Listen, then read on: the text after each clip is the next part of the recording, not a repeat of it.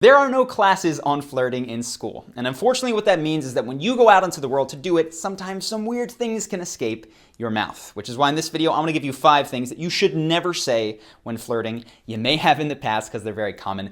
No more after this video. So the first one can occur in a lot of situations. You're looking at someone's Instagram, you see they have an attractive friend, you think they might like them. Or you're talking alone with them and then all of a sudden, boom, competition shows up. Or you hear that they have this celebrity crush. In any of these scenarios, it's easy to feel threatened. And what we sometimes do when we're threatened is we lash out.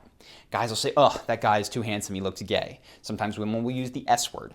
Whatever it is, we think that what we're doing is disqualifying that person. You can't date them because of this. What we're really doing is disqualifying ourselves because we're showing how insecure we really are. Much better in the scenario where you start to feel insecure, you're not sure they like someone else, is A, you could say nothing, or B, you can give a genuine compliment to that other person. This shows 1, that you're secure in your sexuality, 2, that you think that there's more to you than just your looks, right? You can deal with a bit of competition on that front. And the 3, everyone isn't an enemy in the world to you. That's how secure you are. You don't need to be best, better, perfect in any way. You can dish out compliments and still have value on your own. It makes you much more attractive and confident. The second thing here is a very different angle. This is the scenario where you're looking at someone and you really like them and you have those rose-colored glasses on. Everything they say is perfect. So they're telling you a story, I went to Jamaica with my family. Oh, that's amazing. And then we went to this restaurant. That's amazing. And I had this delicious steak. Oh my gosh, that's amazing. When you hear yourself saying that's amazing, that's so cool, that's so awesome repeatedly, stop yourself. Because you are alienating this individual. I certainly encourage enthusiasm. I do it all the time on this channel. But not everything in life is truly amazing. And when people hear that you think everything that they do is, even when it's not, that's going to make them go, okay, this person likes me a little bit too much, it's needy, and I don't want to continue with them. So much better here is to honestly say things are amazing when they truly strike you as amazing, and to not do it when they're not. In those situations where there's something, this person really is truly amazing, and you don't know what to do other than keep repeating it, some playful sarcasm is very powerful. So they're telling you this honest-to-God awesome story. You can go, hold on, wait a second, let me guess. You also volunteer with orphanages on the weekend and probably practice rocket science for fun in your free time, right? That is a playful way of saying you are really, really cool. That isn't just repeating you're amazing. It makes them laugh, and it decreases the tension. So the third thing here comes when you're finally ready to spend some time with that person in maybe a more romantic setting. So you want to ask them out and you work all this courage up and you say, do you want to go out sometime? And to your surprise, they say yes. And you go, great, and you're out of there, right? This is terrible. You may have had a scenario in your life where you've met an old friend on the street. You both go, oh my God, so good to see you. We should hang out sometime. Totally. You split, and what happens?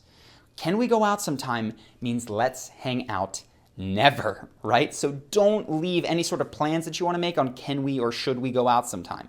Much better is to make concrete plans. So you can say instead, hey, Wednesday night, there's this concert. I know you mentioned that you liked it. Would you like to go with me? I think it starts around 8 p.m.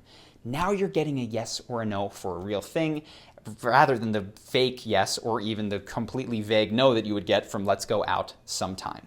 So, fourth, very similar to this one, is, I think this is popularized by movies, is can I get your number?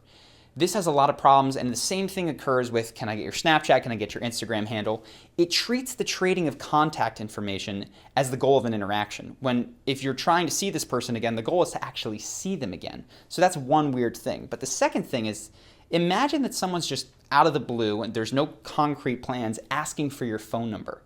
Your head is going to go to, what does this person want? Are they going to text me all the time? Are they going to call me when I'm at dinner? Like, why would I give them my phone number? It can actually make someone who is interested in you way more leery about spending time with you. So instead of asking for Instagram, Snapchat, that stuff's a little bit easier because we trade it, or phone number, instead make concrete plans. And once those are made, you're going out, she says yes, or he says yes, you're going out at 8 p.m. on Wednesday, say, awesome, what's your number? You're not asking for the number, it's just facilitating that contact between you.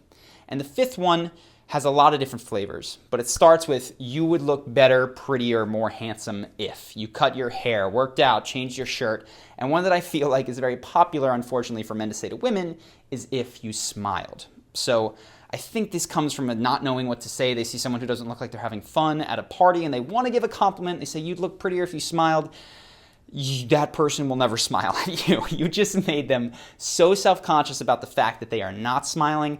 You put yourself on opposing teams. They're not going to warm to you, so cut that one out of your vocabulary. All of the other ones, you'd look better if, I mean, you can imagine this. I don't know why we do it other than just nerves. But when we're telling someone they would look better if, we're saying today is not so good, right? That's going to make them associate bad feelings to you. So unless it's a very particular scenario where they're asking, what should I do with my hair? And you could say, oh, I'd like it better in this scenario. Don't do this. Just leave it out. So those are 5 things that I hear all too often that you should cut out of your flirting vocabulary. Now, I actually have 2 announcements for the end of this video, very exciting ones. The first is that we will be having 2 videos this week. The next one is coming out on Thursday. It's a bit of a departure from our normal style of video. It is a cringe compilation reaction/analysis. And so it's a new style of video. I'm testing it out. Please check it out. Let me know what you think, because we're going to be trying to expand into a number of different things, and I want to know what you guys like.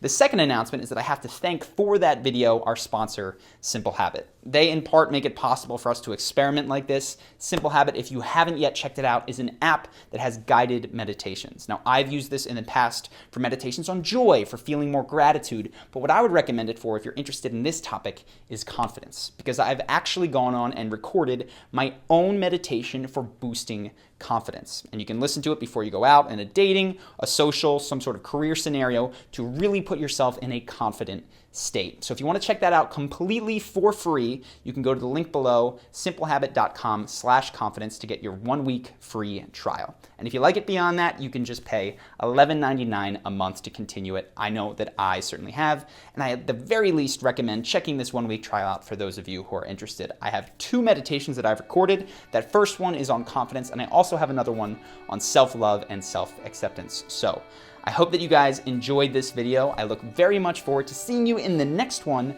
on Thursday. Let me know what you think of it then. Take care.